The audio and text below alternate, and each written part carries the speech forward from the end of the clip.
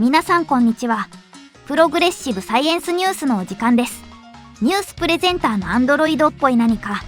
ナンバー7こと7が電子の海からお送りいたします。このチャンネルでは日々進歩する科学の最新情報をニュース番組のようにスタイリッシュに、そしてわかりやすくお伝えします。本日のニュースはこちら。人類科学ついに魔法の領域へ。超音波で電気誘導する技術爆誕。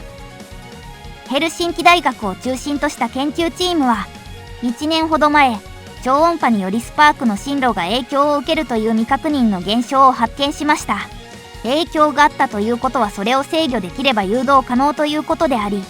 応用物理学や電気工学的には非常に有益な可能性を秘めた現象と言えます。そこでこの現象を制御することを試みるとともに理論構築をすることにしました。結果、制御をすることに成功し、理論を構築することにも成功しました。まずは前提知識の部分から解説しましょう。車のエンジンの点火や溶接などではスパークと呼ばれる現象が利用されています。スパークとは主に電位差のある物体間で発生する火花状の放電現象のことで、可燃性気体の中でこれを発生させることで効率よく着火ができるというわけですね。身近なところでは冬場によく発生する静電気の火花や自然の強力なプラズマ放電現象である雷も講義的にはこれにあたります。またスパークは当然電気でもあるので電子機器の電力供給などにも利用されます。ただしスパークは回路を介さず空気中で発生させられるという利点がある一方で、開かれた空間においてはほぼ無秩序と言っていいほど複雑に枝分かれするため、近い金属物体に向かうという性質を利用した狭い空間範囲での利用が主なものであり、より広範囲空間的に非接触で制御する方法は世界的に精力的に研究されていました。実現している一つの手法としてはレーザーによる誘導があります。しかしこのレーザー誘導放電は大掛かりな装置が必要なことと、レーザー自体の扱いの難しさや危険性の問題点などがあり、制約が多く産業的に幅広く利用する技術としては向いていません。そのためより自由度の高い他の方法での制御方法はないものかということは、物理学や電気工学分野において大きな未解決テーマの一つとなっていました。そんな中、今回の研究チームは2023年に超音波によりスパークが誘導されているという現象を確認しました。遡ること1987年、日本の研究者によりその可能性が示唆されていたものを初めて明確に確認した形になります。これにより超音波の場がスパークに影響を与えるということは確実になりましたが、超音波でスパークを誘導制御するという明確な理論はこれまでになく、まず手探りでそれを制御することを目指し実験を繰り返しました。その結果、今回ついに基本的な誘導制御方法を確立することに成功し、これを理論化して説明することにも成功したのです。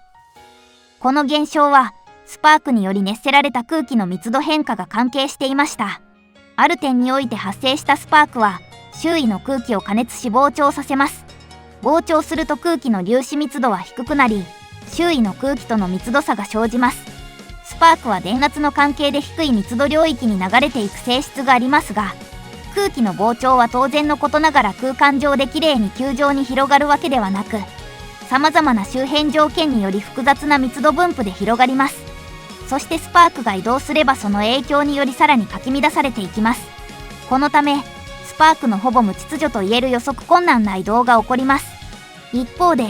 粒子密度が変わるということは、空気分子の波である音波の伝達速度、つまり音速も変化するということになります。音の伝播する速度を数値で表す物理量を音響インピーダンスと言いますが、密度が変わって音響インピーダンスが変化するということは、逆を言えばこれを変化させれば密度も変化するということになります。これで話の内容が見えてきましたね。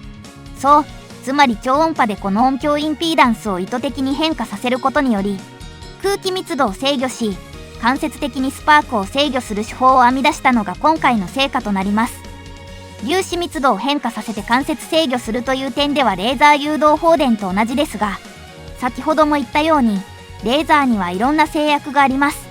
まず装置の規模で言えばレーザー発生器よりも超音波発生器の方がはるかにコンパクトで済み、スパークを装置として利用する多くの局面において、実用性とコストの両面で圧倒的に優れています。よって、まず効率化という点で非常に有益な技術となると期待できます。そしてもう一つの圧倒的に優れた利点。それは、音波なので共振などの特殊な条件を除いて非破壊性がなく、基本的にどんなマテリアルが対象でも使用可能という点です。障害物を回避して任意の場所にスパークを当てて着火や通電をしたり、回路での誘導装置を経ず絶縁性素材中や離れた位置の素子に直接送電したりなど、これまで実現不可能だったことが可能となるかもしれません。他にも、応用すれば例えば、あらかじめ無臭の可燃性気体を散布した空間に第三者視点では指パッチンだけで爆炎を発生させたり、操作を介さず読んだら自律稼働でやってくるロボットができたりしちゃうかもしれないということです。さらに、マテリアルを選ばないというのは人体にも適用できます。例えば、人間の皮膚に微弱なスパークで通電刺激をするように使い、その位置、タイミング、強度などをヘッドマウントディスプレイの光刺激と連携して調整すれば、従来とは一線を画するバーチャル体験ができるようになるかもしれません。とにかく非常に想定できる活用範囲が広く、テクノロジー的な得意点となる可能性に満ちています。著名な SF 作家、アーサー・クラークが残した言葉、十分に発達した科学は魔法と見分けがつかない。人類はとうとうその領域に到達しようとしているのかもしれません。この技術が一般産業レベルで応用できるほどまでに確立したら、あなたはどんなことを実現してほしいですか？ぜひコメント欄でワクワクする妄想をぶちまけていってください。なお、公序良俗に反する内容は即削除しますのであしからず。今回の研究論文は現在サイエンス誌においてオープンアクセスとなっています。どなたでもご覧になれますので、より詳しい内容を知りたい方はぜひアクセスしてみてください。それでは今回はこれでお別れです。気に入りましたらまたお会いしましょう。ご視聴ありがとうございました。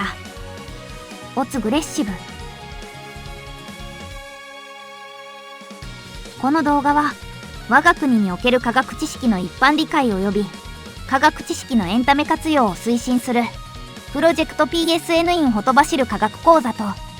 ご覧のスポンサーの提供でお送りしました。チャンネル登録、高評価、よろしくお願いします。